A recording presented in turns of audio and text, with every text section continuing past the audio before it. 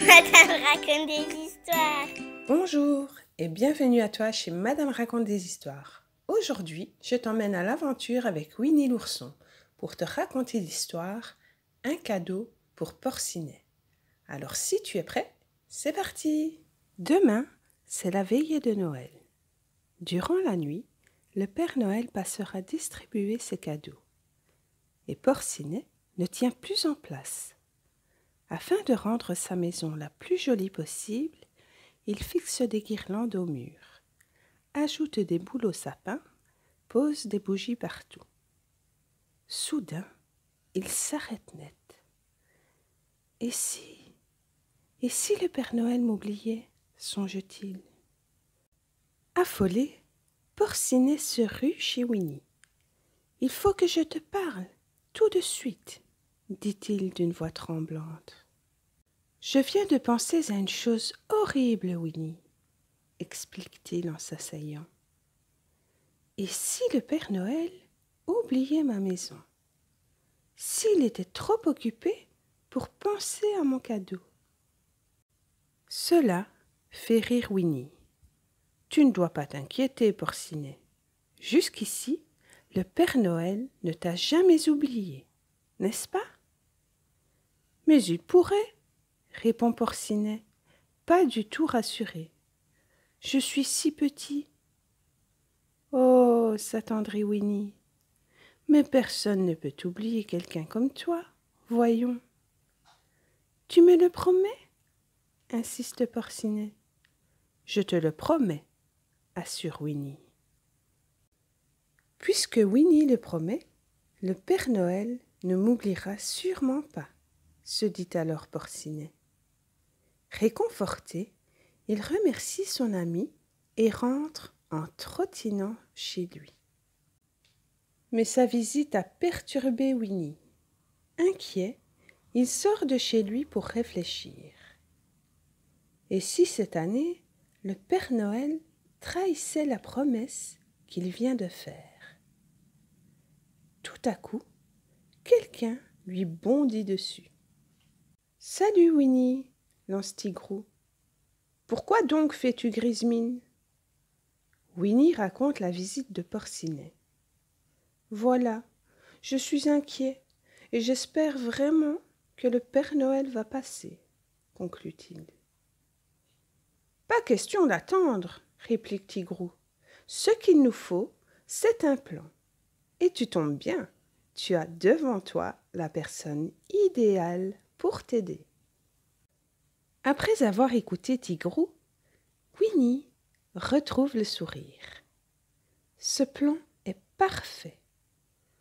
Mais pour le réaliser, les deux amis auront besoin d'aide.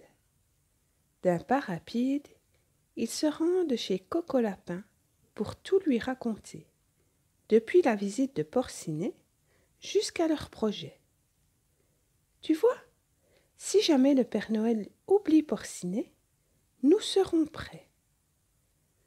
Alors, tu veux bien nous aider? Demande Winnie. Moi? S'exclame Coco Lapin. C'est Noël, plaide Winnie. Tu ne vas tout de même pas laisser tomber un ami à Noël? Non, bien sûr, mais...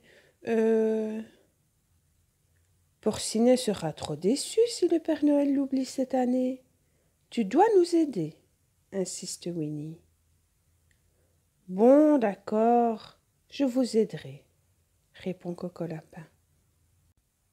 Winnie et Tigrou vont ensuite voir Bourriquet. Pour la deuxième fois, ils exposent leur plan. « Est-ce qu'on peut compter sur toi, Bourriquet ?» demande-t-il en chœur. « Oh, vous ne voudrez pas de moi, » répond Bourriquet. « Bien sûr que si, nous voulons de toi. Mais je veux tout faire rater. »« Mais non, voyons, » affirme Tigrou. « Vous en êtes bien sûr? »« Oui, oui, oui, » répondent en chœur Tigrou et Winnie. « D'accord, » dit-il, « vous pouvez compter sur moi. » Enfin, Winnie et Tigrou se rendent chez Grand Gourou.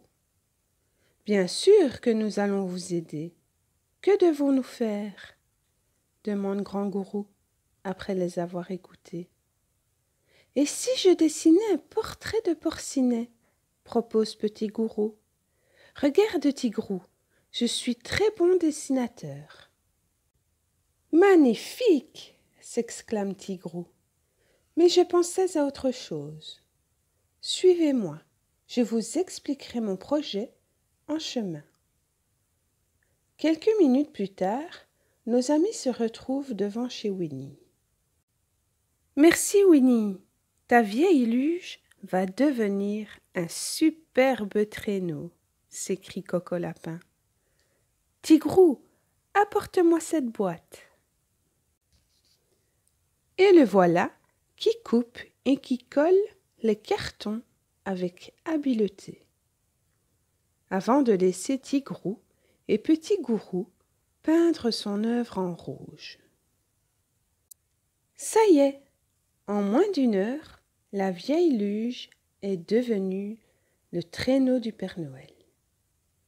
Petit Gourou bondit tout excité. C'est vrai qu'il est beau, admet Coco Lapin. Il ne manque plus que le Père Noël, soupire Bourriquet. Ah ah, s'amuse Tigrou. C'est le moment, Winnie. Va chercher ton costume. Winnie se précipite et revient en tirant un gros sac. Il en sort une veste et un bonnet, ainsi qu'une barbe blanche. Voilà, s'exclame-t-il une fois déguisé, je serai le Père Noël et vous serez mes reines. Quoi? Mais je ne suis pas un renne, moi, proteste Coco Lapin. Pourtant, avec ces branches sur la tête, tu ressembles beaucoup à un renne, dit Tigrou en rigolant.